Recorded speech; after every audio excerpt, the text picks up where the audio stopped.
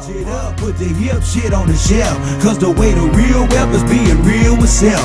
My eyes done seen the glory of the coming of the left. I can't do it by myself, so I'm asking for help. It's time to switch it up, put the hip shit on the shelf. Cause the way the real wealth is being real with self. My eyes done seen the glory of the coming of the left. I can't do it by myself, so I'm asking for help. Money, money, money. That's all he talks There's about. nothing wrong with being wealthy.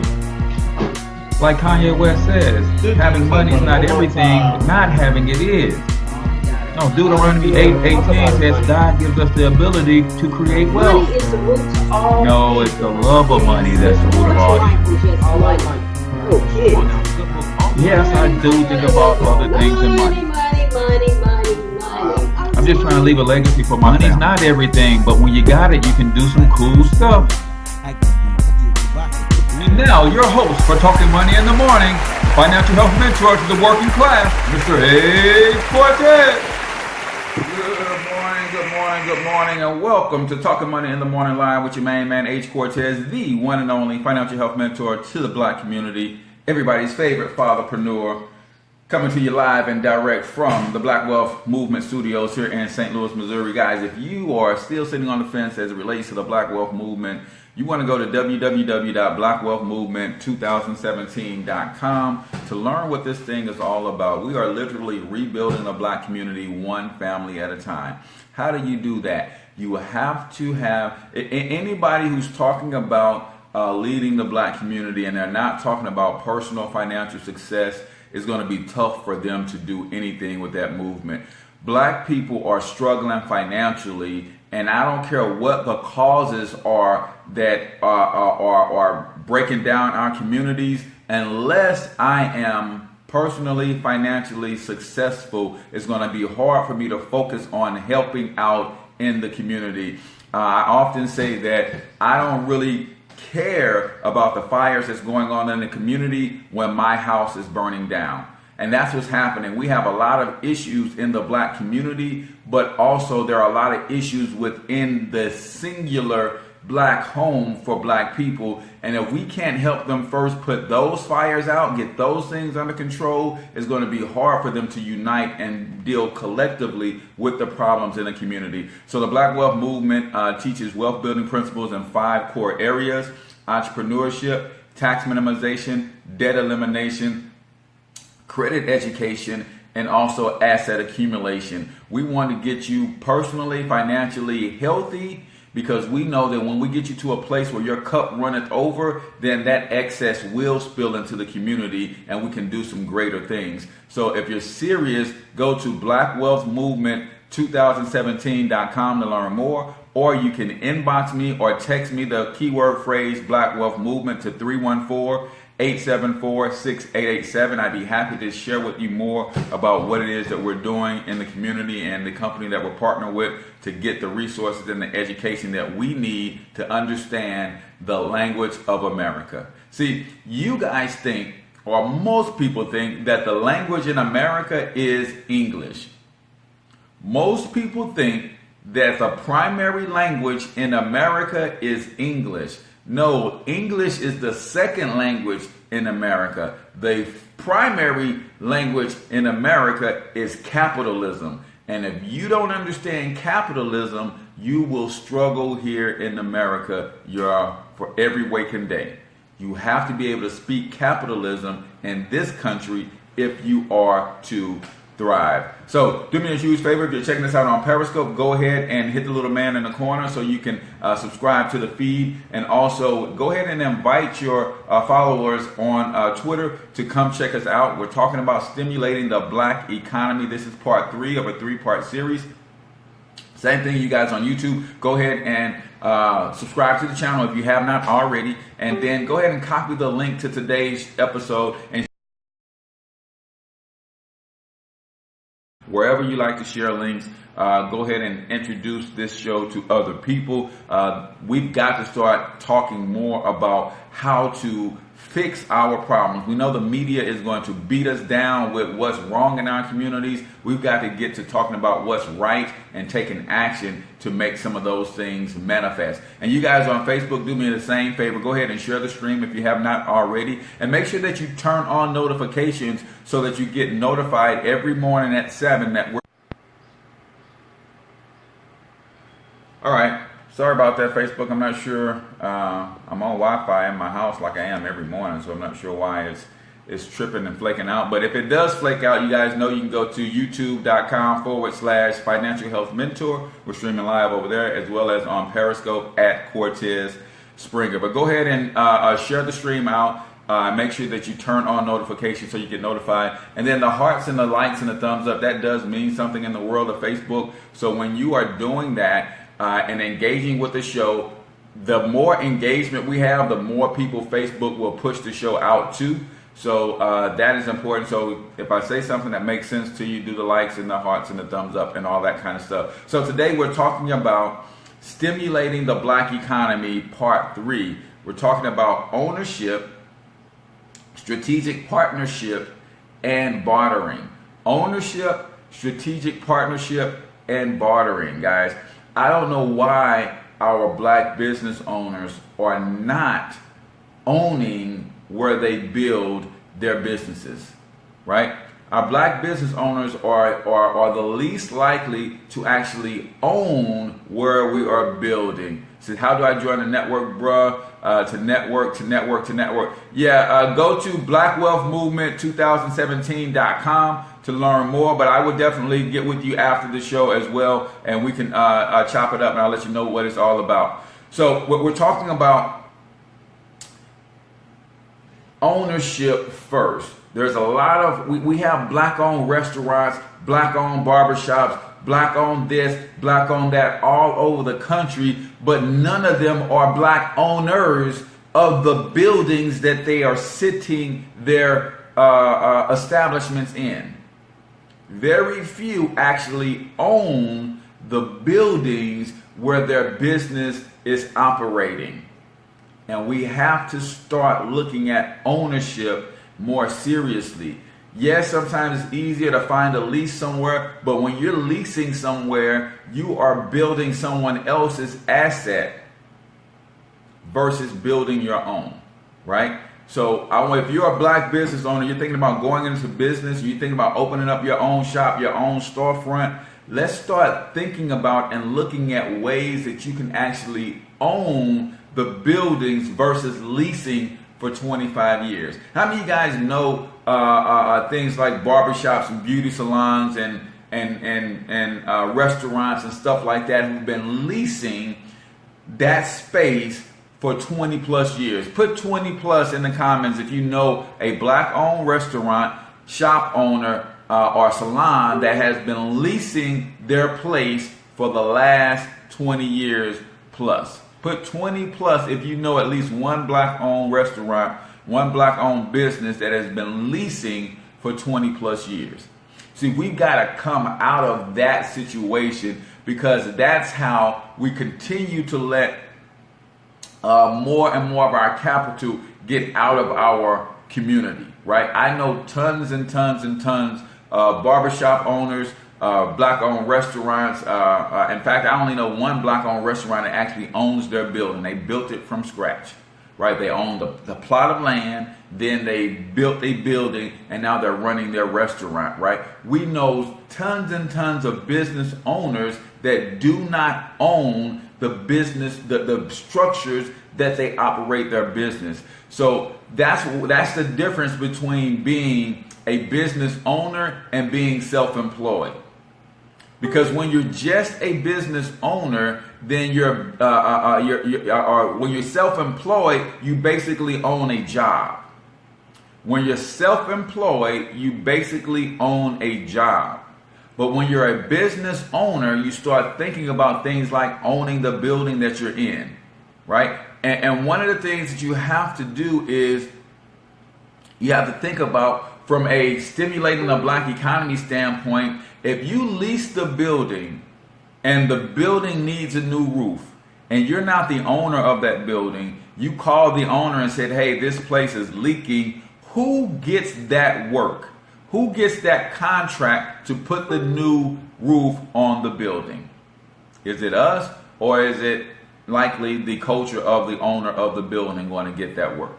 If you own the business and the building needs a new roof, chances are you're going to contact a black-owned roofer to come and put a new roof on the thing. See, we have to start thinking communally about everything. You don't own a business. The toilet is acting funny. You call the landlord. The landlord gonna call who? A plumber of another culture to come and fix that plumbing problem. And that could be money that's circling in our community. If you own the building, you have a relationship with a black plumbing company, you call them and they come take care of the situation. And now that dollar stayed in the community one more cycle. So we're talking about stimulating the black economy through ownership. What kinds of things should you be looking to own as an entrepreneur? First and foremost, if you're going into the ownership and you're saying, hey, I'm a barbershop owner, I'm a salon owner, I'm a restaurant owner, I own a mechanic shop, I own this, I own that. Start thinking about how can you leverage the same money that you're going to leverage for a lease long term. How can you leverage that to buy and own something? And if you're going to buy and own, you're going to leverage credit, you're going to leverage debt to buy and own something, you may as well make sure that you're owning a multi-purpose building. A multi-purpose building. So what does that mean? That means I own a storefront that has 3 or 4 individual spaces in them, so I can rent or lease to 3 or 4 other businesses. Then I also have apartments up top, 2 2-bedroom apartments. I can live in one, rent out the other. Now you are a business owner and not a self-employed person. Because whether your shop does good or not, speaking of the barbershop or whatever storefront business you own, you're renting to 3 other business owners and another tenant from an apartment standpoint. So we're going to leverage debt. Most of our people are paying $1,000 a month for leases, and they're signing 10-year leases, 20-year leases. That means you're committed to being in one spot. You're committed to being there. Morning, Robert. So why not, if you're committed to being there, why not own that spot? And why not make sure that that spot is of a multi-purpose? So that as the owner, you have carved out your little space so you get to run your business rent-free. Then you get to rent to 2 or 3 other people, and then maybe you rent to another tenant. Now you live on top of your shop, you rent to another family, and you rent to 3 other business owners.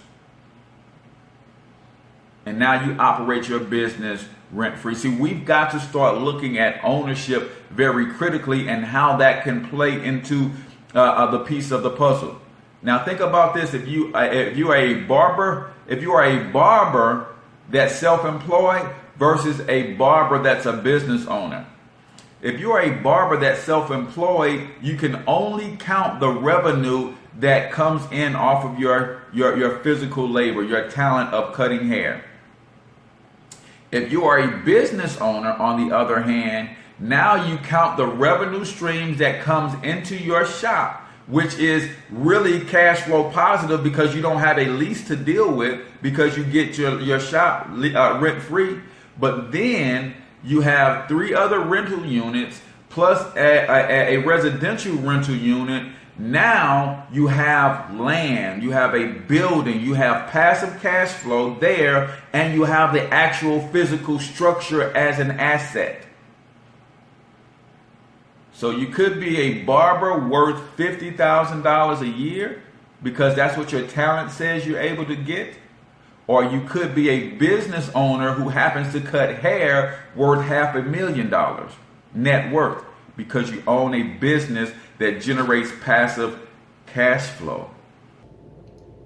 Hey guys, real quick, I promise I won't take you long to get you back to the show, but I just want you to know that I have a free copy for you of Monetize My Life, my way of saying thank you for supporting me and following this show and all the words of encouragement. So I want to give back to you a free download of Monetize My Life, because my mission in life is to empower people economically through entrepreneurship. So I wrote this little book to help you understand how to take the gifts, talents, and special abilities that God has blessed you with and turn them into profitable enterprises. So go over to financialhealthmentor.com/downloads and you can download this book for free, and hopefully it will help you uncover your passion, which will lead you to your purpose. And where your purpose is, there is your vision and also your provision. So thanks so much for all the support. Now let's get back to the show. This is what we're talking about, people. We stimulate the black economy through ownership, because when you own, you're going to rent to other black-owned businesses. You're going to call black-owned servicemen to come and service your business. You're going to call the black-owned lawn care company to come cut the grass. You're going to call on the black maintenance crew to come and keep and maintain your business. Your black painters and carpenters and construction. When you want to expand, who do you call? You call a black construction company to come expand on your property, right? This is what we have to be thinking about mindset-wise.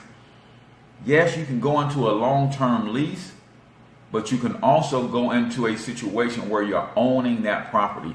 A lot of times we don't go into the situation to own because we don't understand capitalism. That's why the Black Wealth Movement is so critical, because we're going to help you understand capitalism, ownership, and we're going to make sure that you understand the power of credit, so that your credit is in good enough standing to, instead of going in and signing a 20-year lease at $1,200 a month, you go in and buy a building with good credit and you pay $600 a month for that same building, and you have a multi-purpose building that you can lease out and have other tenants pay the mortgage on the business. We've got to start thinking more strategically, and we've got to start thinking ownership, right? Ownership, multi-purpose structures. We're talking about stimulating the economy. Here's the other thing. When you own in a place, you setting up permanent residency. When you own in a community and set up permanent residency, you also then take ownership of that community. Meaning you're going to get involved in the politics of that community. Meaning you're going to get involved in the policing of that community. Meaning you're going to get involved in the beautification of that community, because your home is there, because what you own is there, because what you love is there, and you've planted your flag there permanently. This is how we transform our communities, through ownership and stimulating the black economy. If I own where I'm going to be, the place I live is above my shop, so I own there. So heck yes, I'm paying attention to the politics in the city where I own. Heck yeah, I'm paying attention to who's going to be the next police chief and all of that kind of stuff. Who they're bringing in to police this community. I'm paying a close attention to what's going on in this community, right? What's going on in this community? Yeah, that's what we do in the Black Wealth Movement, DeAndre. We might need to hook up. We might need to hook up. We do all of that, and we start to transform our communities through ownership, right? That's number one. So let me go back to the precursors to this. If we're going to stimulate the black economy, there's two things that we have to do, three things that we have to do. First and foremost, we have to stop crying. We have to stop crying about what's not right and start focusing on what is right. Stop crying about what we don't have and start focusing on what we do have, and use what we do have to create the best of sometimes what is a negative situation, right? The second thing that we have to do is we have to know that everybody's not going to participate. We have to know that everybody's not going to participate. So let's stop waiting on everybody, all of Black America, to unite to think that's what it's going to take to fix our community. One thing I want you to think about is the top 1% of this world runs the other 99%. The top 1% of this world runs the other 99%. It don't take all of Black America to get this thing turned around. It takes 1% of the 43 million people, or whatever the number is, a solid 4,000 or 5,000 people independently wealthy working together to transform our situation is all it takes. It's all it takes. And then we do the exact same thing that other cultures do to run the world. They do it through manipulation. We might have to manipulate our own people to do the things we need them to do to have better, safer, stronger communities. We have to be able to move them without touching them. We have to be able to lead them without them knowing they're being led. That's what's happening to us right now. Right? And the third thing is we work with those who are already doing the work. See, we like to work with people who sit on the sideline and cheer and talk about what they think needs to be done, and we're trying to work with them. They ain't doing the work. Work with those who are actually in the trenches doing the work. Not those who want to do the work, not those who wish to do the work, those who are actually doing the work. Those are the people that need to unite. Not all of Black America. The people who are doing the work need to take each little network of people that are doing the work, and they need to be connecting one with another. This organization is doing something great here. That organization is doing something great there. We're doing things in two different areas, and that's cool. You keep doing your thing. I keep doing my thing. But guess what? We're going the same direction, so eventually our paths are going to cross. So 3 things we got to stop doing if we're going to stimulate the economy. Number 1, stop crying, man. Stop crying. Crying ain't never solved nan one of our problems ever. In the history of Black people in the world, crying has never solved a single problem. Stop whining about what's wrong, what ain't right, and what they owe us and all that stuff, man. Stop it. That ain't never worked. In fact, you just look pathetic, man, and you ain't getting no respect like that. Number 2, stop waiting on all of Black America to unite and think that's what it takes to transform our situation. It's not what it takes. All we need is a handful of committed. That's all we need. And then number 3, look for the people who are doing the work and join them in doing the work. Look for the people who are doing the work and join them. And then if you missed the first 2 episodes, episode 1, we talked about buying Black and how instead of focusing on the 98% of the Black dollar that's getting away from our community, let's focus on the 2% that's staying in. That's okay. We know that 98%, most of the Black dollar is leaving our community, but guess what? 2% are staying in the community. Let's start with that 2%. Let's turn and transform that 2% into something great. Right? And then yesterday we talked about ownership, stimulating the Black economy through production. Right? We've got to start producing some of the things that we consume. We talked about if we just produce one thing, ketchup. We just produce ketchup, for instance, how that would create 500 to 1,000 jobs directly, and 500,000 to 1,000,000 jobs directly, and then probably another 2 or 3 million jobs indirectly. Because you got to know, when you create a million jobs and 1,000,000 people has a regular paycheck, they're going to go out and spend that regular paycheck, and that's going to create millions of other jobs indirectly. what we got to start doing. So today we're talking about stepping it up a notch and getting into the ownership of everywhere we operate business.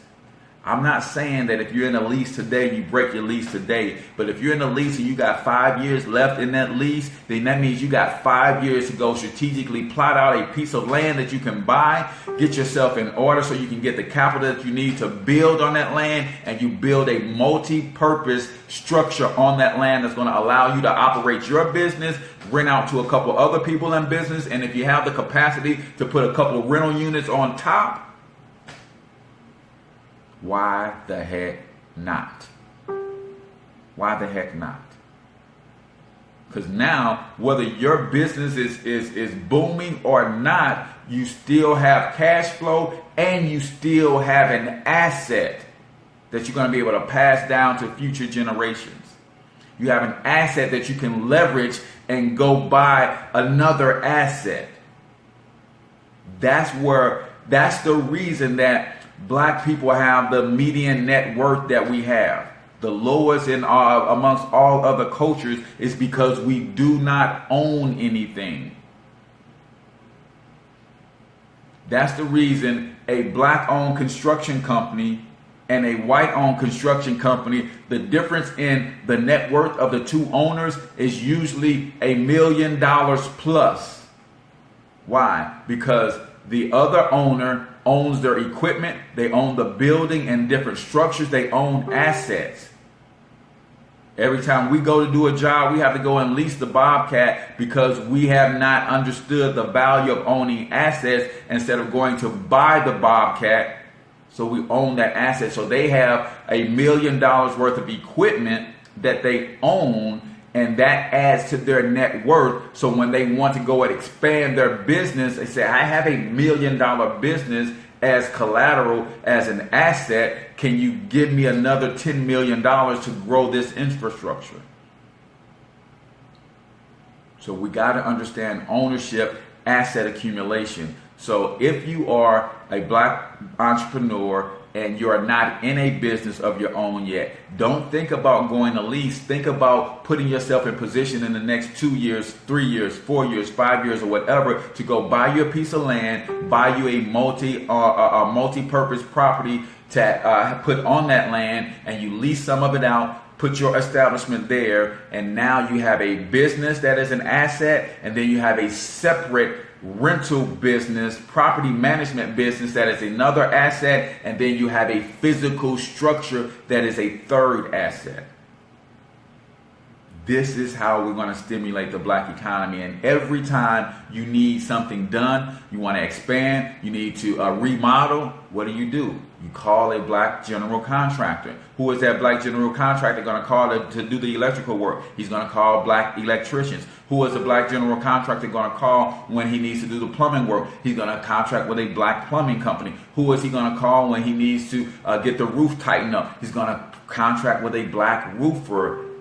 That's how it goes, man. You create your own economy, right? Through ownership. Now, we talked about not only ownership, but what about strategic partnerships? Riddle me this. We're talking about strategic partnerships. That means Black businesses partnering one with another where there is synergy and alignment. Black businesses partnering one with another where there is synergy and alignment. And keep in mind, because I know some of you guys are thinking, because we've been trained to think this way, Black people can't work together. The ones who are doing the work can, I promise you. Because when you're doing work and somebody else is doing work, it is very easy to come together to make that work light. The reason Black people can't work, the Black people that can't work together that you're talking about, is those Black people who don't do any work. They're not working at all. So when they start to try to come together to even put some thoughts together, they've never done any work. So they don't know anything about collaboration, because in order to be a collaborator, you have to be doing some work on your own first and foremost. So remember, we're only going to work with those who are doing the work. So we talk about strategic partnerships where there is synergy and alignment, I want you to riddle me this. If black women, everyone I know has a story where they complain about the Korean nail techs. If every black woman you know complains about the Korean nail tech, why isn't there a black nail tech in every black-owned salon? Why isn't there a black nail tech in every black-owned salon?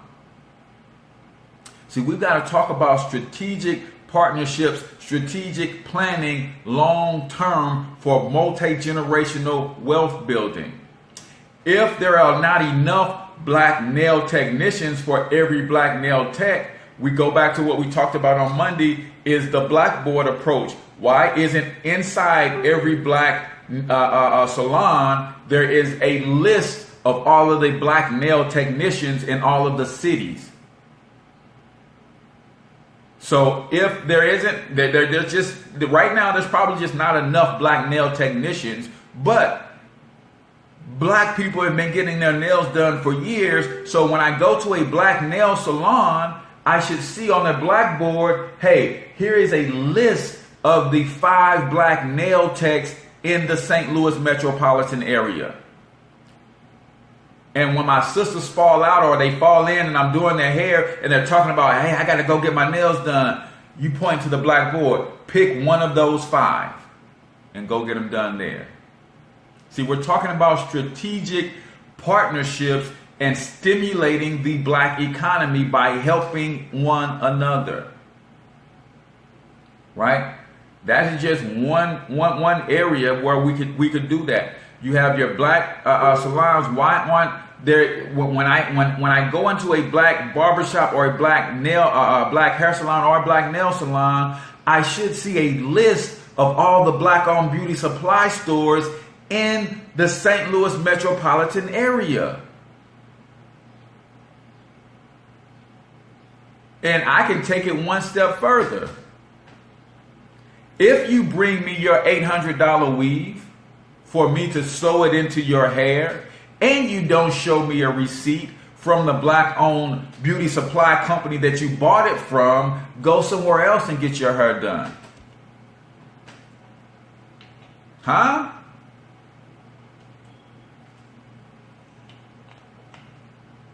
Yeah, I didn't hear that. Let me run it back. If you're going to come to my shop to get your hair done, and you're going to bring in that $800 bundle of hair for me to sew into your head, which I have no problem doing if that's the look you want. This is what I do for a living. But there's one thing that I require before I put my hands in your head. You have to show me the receipt that you bought this bundle, you spent this $800, which is crazy to me, but anyway, you spent this $800 on this hair at the black-owned beauty supply company.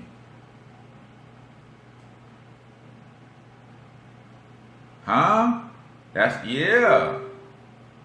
Yeah.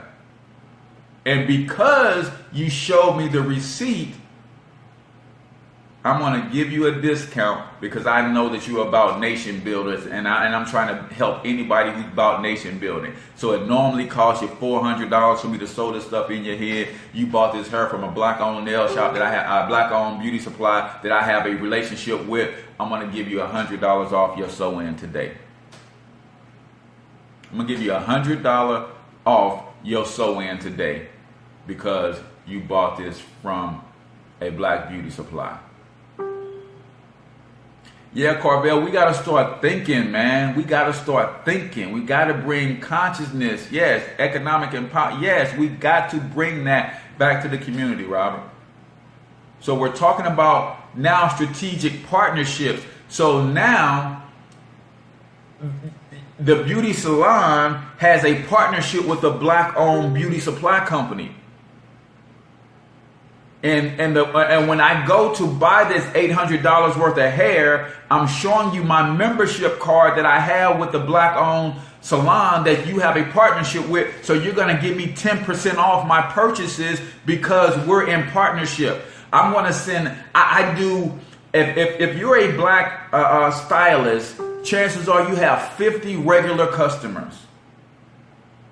And I'm going to partner with the Black Beauty Supply Company. I say, hey, all of my prime customers have this emerald card. When they show you this emerald card, I'm going to make sure all 50 of them come and buy their hair from you. When they show you this emerald card, can we agree that you're going to give them a 10% discount on their hair?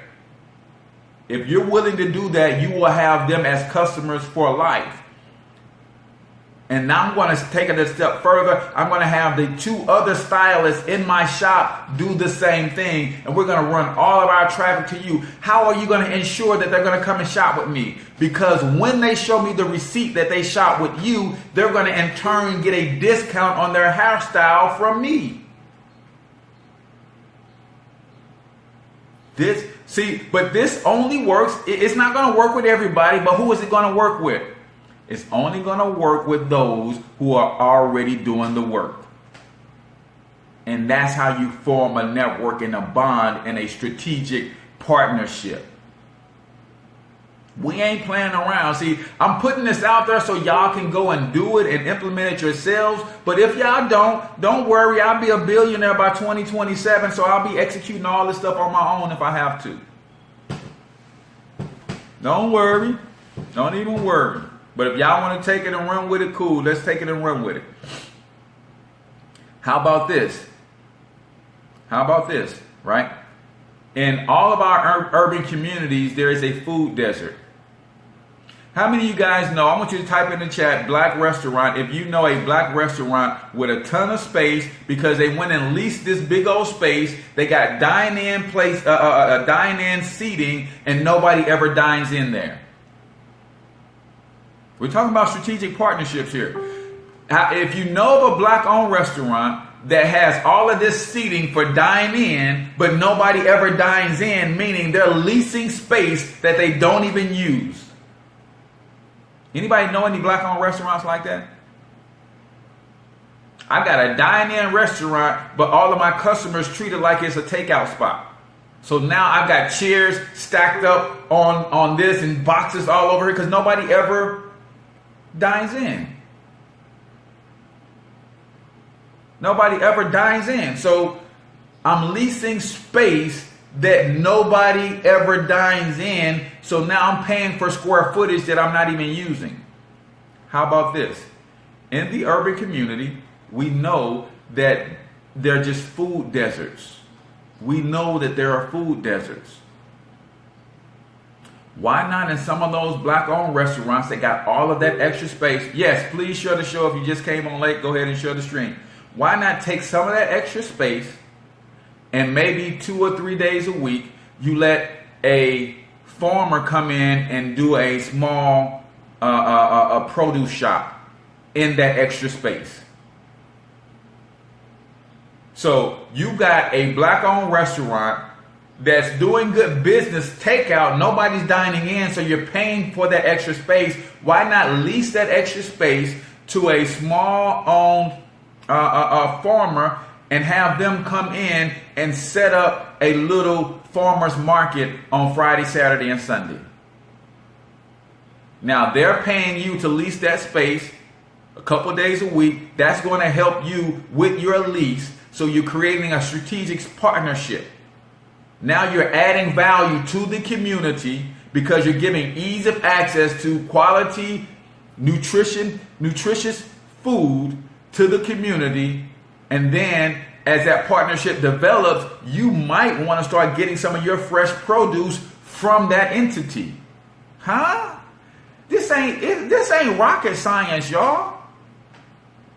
This is thinking like an owner, thinking like a boss. We have problems finding good quality produce in our communities. We have black-owned restaurants all in our community with excess space they're paying for that they're not using. Rent that space a couple days a week to somebody to bring in some fresh produce and they can sell the fresh produce to the community right there. Optimize the use of the space to maximize circulation of currency in the black community. Robert, you with me? You see me? You see me? Strategic partnerships. We're bringing value back to the community. Now we're helping another business owner feed his family. And who knows, based on that weekend situation, that farmer might grow big enough to start his own small little store. And you might just in 10 years be the catalyst to help that farmer create his own supermarket. You think he'd ever forget you? He might even say, hey, why not you take stake in this supermarket chain that I'm putting together? For a small $20,000, I'll give you 20% of ownership because you helped me in this capacity. You helped to launch this vision, this dream. We're talking about strategic partnerships to stimulate the economy in the black community. Riddle me this.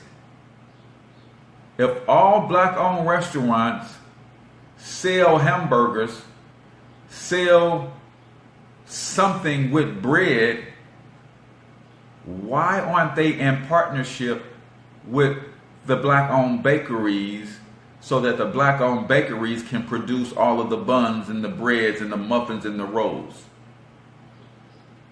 the cakes and the pies that they sell? If all black-owned restaurants, I don't care if they're not selling sandwiches, we are good at giving away 2 slices of bread with something. If all black-owned restaurants have something and some bread somewhere in their establishments, why aren't they in partnership with the black bakeries? Why isn't there a relationship that says, hey, I sell this amount of hamburgers every 2 days. I need this amount of hamburger buns delivered to my restaurant every other morning.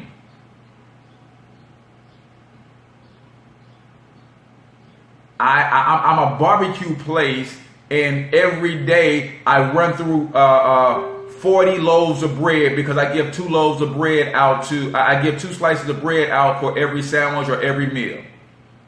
So if we can enter into a strategic partnership, can you get me 40 loaves of bread every day?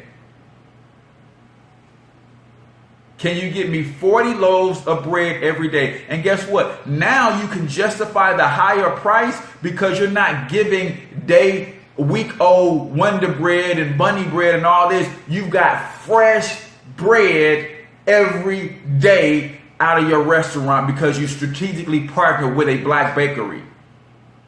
Now, the black baker don't have to struggle to sell donuts because he's got partnerships with 3, 4, 5 restaurants where he's in the middle of the night baking tons and tons of fresh bread to deliver to all of the restaurants every day, every 2 days. And then he's in partnership with a black delivery service that got 10 vans and they're taking the breads and they're doing the deliveries every morning. Stimulating the black economy by thinking strategically. Strategic partnerships. Strategic partnerships. Strategic partnerships. And then how do they help each other? We go back to Tuesday show when we talked about the blackboard and the black bag concept.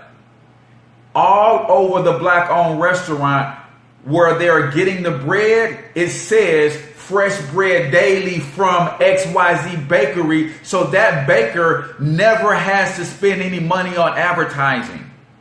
On the menus of that black restaurant, they highlight that we have fresh bread daily from XYZ bakery. The black baker never has to advertise because now he's in a business-to-business relationship with other business owners. So from 5 a.m. to 9 a.m., the black bakery is selling donuts, right? But from 9 10 a.m. till about 6 p.m. He's baking fresh bread for delivery to all the black-owned restaurants. Come on, this stuff ain't hard, y'all. It ain't hard. This other coaches are doing this all day, every day, and twice on Sunday. But again, we're trying to do this with those who are not doing the work, and we're trying to make them see the vision. No, go to those black-owned restaurants that are nation building, and just say, "Hey, here's a suggestion for you. I noticed that there's a black-owned bakery across town. Do you think it would be too far-fetched for you to connect with that black-owned bakery and have them deliver you some fresh bread every day? That would increase the value of your products because now you got fresh bread every day." Y'all, I'm telling you, man, this stuff ain't hard. But just know that y'all can take some of this stuff and y'all can run with it. Y'all can start rebuilding in y'all community. I'll be a billionaire by 2027. So this stuff is going to happen. It's going to happen. And the reason I love doing these shows and talking about it like this, so when it does happen, say, dude, put that plan in motion 10 years ago.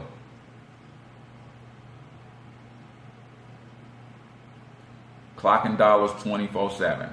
Yeah, right? Strategic partnerships. Right, and that's just one example. I'm sure all of y'all can think of 1,000 other examples, man, of how companies can partner strategically one with another. Right, strategic partnerships.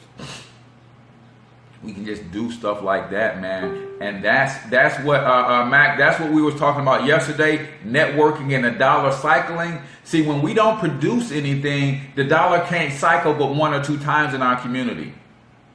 Right? So if we don't produce, then even when I buy black, that's good. I'm helping a black family, a black business, a black establishment. But then that black business, that black establishment takes the money and has to go deal with a white wholesaler, a white buyer, or a white manufacturer. Then that dollar cycled, but it only cycled once.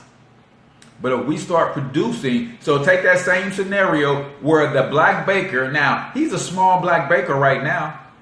So he probably only has the capacity to bake that much bread for maybe 1 or 2 restaurants. And that's cool.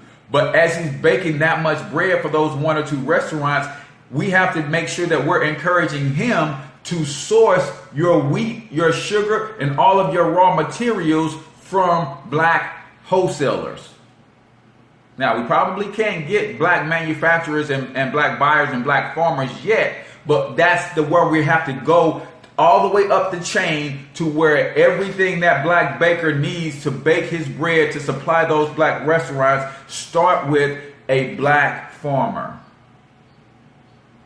Right? But if he's getting his supplies from a black wholesaler at least, then the money cycles from a black consumer to a black-owned restaurant. The black-owned restaurant cycles it again to a black baker. The black baker cycles it one more time to a black wholesaler, and now it is circulated 3 or 4 or 5 times in the community before it left to go to a black a white buyer or another culture to get the mass produce, the mass product. Right? But ultimately, that black baker is sharing his success with other black bakers nationally. And then they're starting to come together and say, you know what? This is cool for you guys, but as a black baker, I want to get out of the baking business from doing it day to day. But let me get into buying and sourcing the grains and the wheats and the sugars and the flours. And now I can become the supplier for all of you guys and make sure that you have all of what you need. So now the money is circling from the black consumer to the black restaurant to the black baker to the black wholesaler and to the black buyer. Eventually that black buyer starts to talk to black farmers and say, hey, you got all of this land and I know you got out of the farming business because it was just tough on you, but you got children, right? You still got the knowledge of wheat farming, right? Pick 2, 3, 4, 5 of your kids and your grandkids and some of their friends and talk to them about the money that's in black farming now. and tell them to turn your land over and start producing wheat. I have tons of black bakeries that are looking to buy wheat from black farmers. And now we're getting it from the source, and we own the whole line. We own the whole industry. We own the whole chain. That's what we're talking about, man. Right? Who eats more chicken than black people? Why aren't all of the black-owned restaurants forming a black-owned meat sourcing spot so that they can all get their chicken at a cheaper price? So I don't have to go to the black-owned restaurant and pay $15 for a chicken dinner when Wingstop got the same chicken dinner for $8. But the reason they can't do that and they have to charge a little bit more is because they're sourcing their products singularly as one restaurant. Because they don't understand strategic partnerships and collaboration. If all 50 of y'all came together and bought chicken wings by the truckload like Wingstop does with all of its 50,000 stores or however many stores they got all over the country, you can bring down the price of your wings. And now you can compete with some of those chain stores because you have in essence formed a chain. Even though you guys aren't a franchise, you formed a chain because you've pooled your buying power. This stuff ain't hard, man. Just takes a little bit of strategy. And we didn't even get to bartering today, but that's another way that we can create business-to-business relationships through bartering, right? Not only do, when you create these strategic partnerships and these business-to-business relationships, one of the best things that will come out of them is best practices. See, when you are partnered with all of these businesses and you're partnered with a successful business, they have a tremendous amount of success in this area. You got your success in this area. You partner with another business over here. They're winning. And this way, you start to form best practices. You start to form a standard of excellence that says, you know what? I see you're doing this and you're winning because of it. I'm doing this and this is causing me to win. So if you add this to what you're doing, I add what you're doing to what I'm doing. Now we're creating what's called a standard of excellence. You understand our people fundamentally in this way. I understand them fundamentally in that way. How do we bridge that knowledge of the psyche of our people to get more of the black dollar circulating in the community? See, strategic partnerships will help the businesses, but you also start learning from each other as partners, and you start saying, hey, I see that your marketing is phenomenal, but your customer service isn't that great. My customer service isn't that great, but my customer service is great, but my marketing is in the tank. Let's exchange resources. Let's barter those resources. I will give you some resources to help you with customer service. You give me some of your resources to help me with my marketing, and we create this standard of excellence based on best practices that are working for more than one business. Because if I see your marketing is good, your marketing is good, your marketing is good, your marketing is good, you make $100,000 a year, you make $80,000, you make $90,000, you make $100,000, and I'm in the same business, but I'm only making $50,000, then that tells me I got to step my marketing game up. So let me go to you and learn from you guys what you're doing in the marketing department. And we're looking at you saying, damn, your marketing sucks, but you're still staying afloat at $50,000 a year, and your marketing sucks. How are you doing that? Oh, well, I've got these recipes. I've got this system in place that makes me really fast.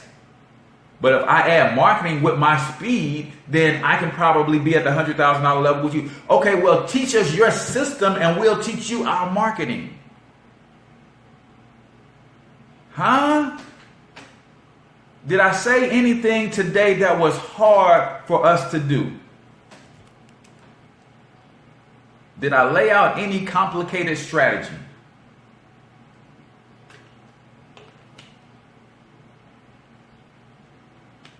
This is where the Black Wealth Movement is going, y'all. See, you guys, some of you guys are on the fence about the Black Wealth Movement because you can only see phase one. Well, I can't lay out the whole strategy for the Black Wealth Movement in a 1-hour video. Just understand that the Black Wealth Movement is going to another level, and I need soldiers to help me in this fight to push first financial literacy in our community, because when you're financially literate, then everything else will start to fall into place. Right? Money don't fix every problem, but it fixes a lot of problems. Money don't fix every problem, but it fixes a lot of problems. And when you fix some of those other problems that money can fix, then you might be able to fix the relationship problem that you can't fix with money. But if we fussing and fighting over money, then we'll never get to the core issue of our relationship problem, because we can't get past the money problem. But if we can fix the money problem, then we can have the wherewithal to start working on some of the other problems that money can't fix. So the Black Wealth Movement is about helping black people fix the money problem first and foremost. And then we're going to start fixing community problems once you put the fire out in your house and we get 1,000 people that are financially independent. Now those 1,000 people can go come collectively together and start putting out fires in our communities.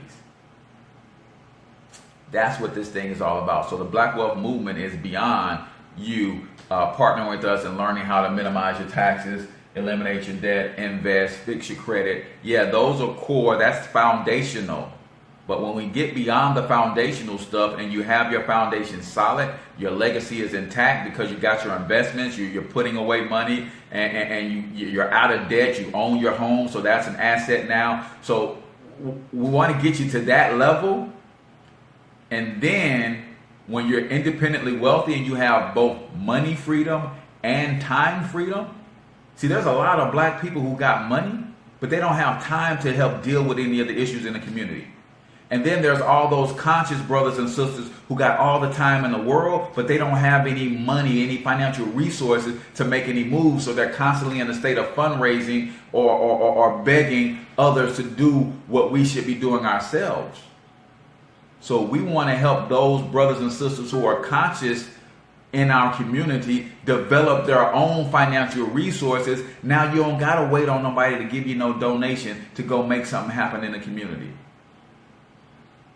Because that's our problem. We sit back and we look at all of those wealthy black people, entertainers and athletes and all that stuff, and like, man, they got enough money that they can go build a school a month for forever if they just put their money together. But the problem is those people have no consciousness.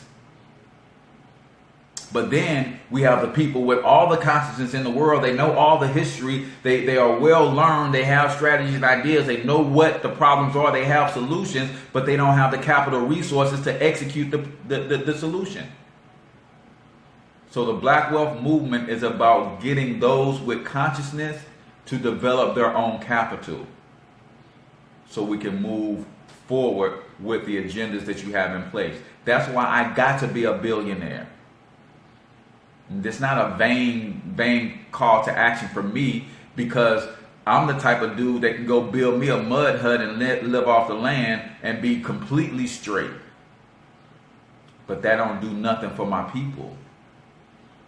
So I've got to race to $1 billion in the next 10 years so I have the financial resources and the connections with other independently wealthy people that I have a Rolodex of 1,000 people that I can call and say, I need 100 stacks for this project. And if they're all independently wealthy, what you got going on now, H?